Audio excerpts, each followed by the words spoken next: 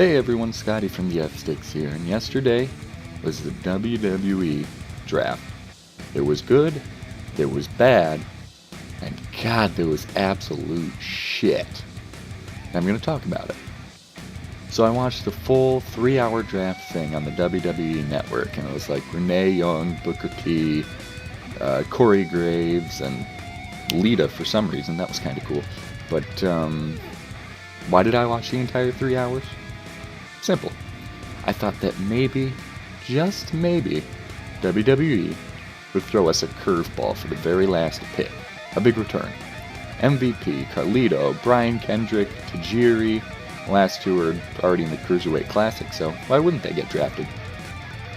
You know, you could have anyone at all, unexpected, for the last pick. Just a shocker. Surprise. A treat for those who watched all 3 hours.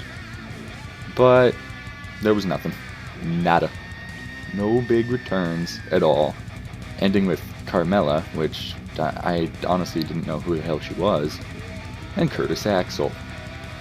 Now, of course, speaking of Curtis Axel, why can't WWE do something respectable for the social outcasts? Bo Dallas and Axel are both on Raw, which leads me to assume they'll still be a jobber tag team with their losing gimmick. Their literal gimmick is losing. And Heath Slater is, according to them, the only guy that did not get drafted at all. Like, the very final scene of the entire thing was him alone in a dark room complaining why he didn't get drafted, and he was the only one there. I mean, why? Why the hell are they treating Heath Slater like crap still? It's been like, when did it start? In 2012? Did they really need to continue his loser gimmick from 2012? 4+ fucking years? That's another rant video though. I could go on and on about these damn loser gimmicks that are really just like, why would you even stay with the company? They're treating you like crap. Now moving on to more draft matters. Looking at SmackDown, I'm not too excited. First of all, they have Cena and Orton on the same brand, which is exactly what I didn't want to happen if you watched the last video. And secondly, they split up the Divas division, and, well, Becky Lynch and Talia can have a few good matches together, I guess. Why did they even think about splitting up the Divas division?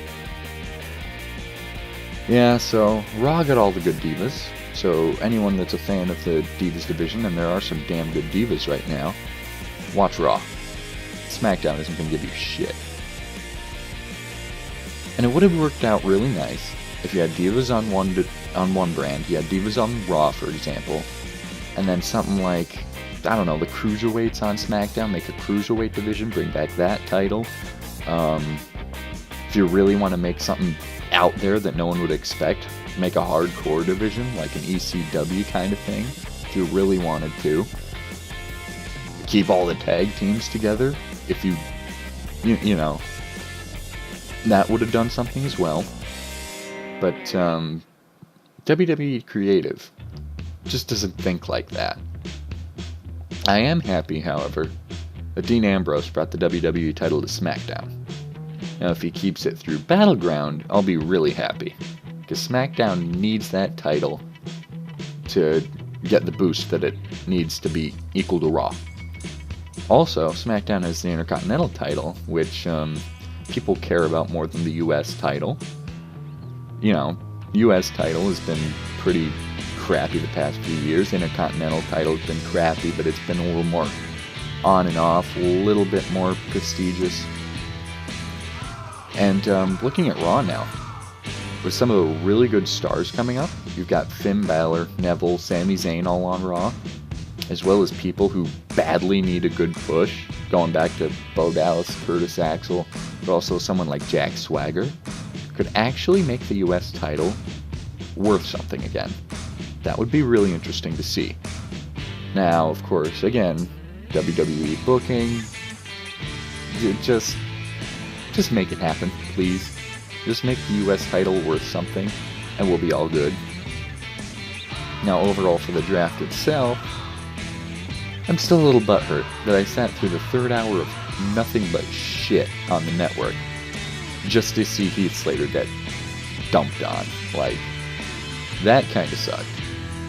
But, looking at the draft, could have been done better.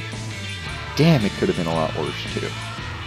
Besides the piss-break-worthy Divas division on SmackDown, and the Orton-Cena rivalry for the 500,000 millionth time, SmackDown doesn't look half bad.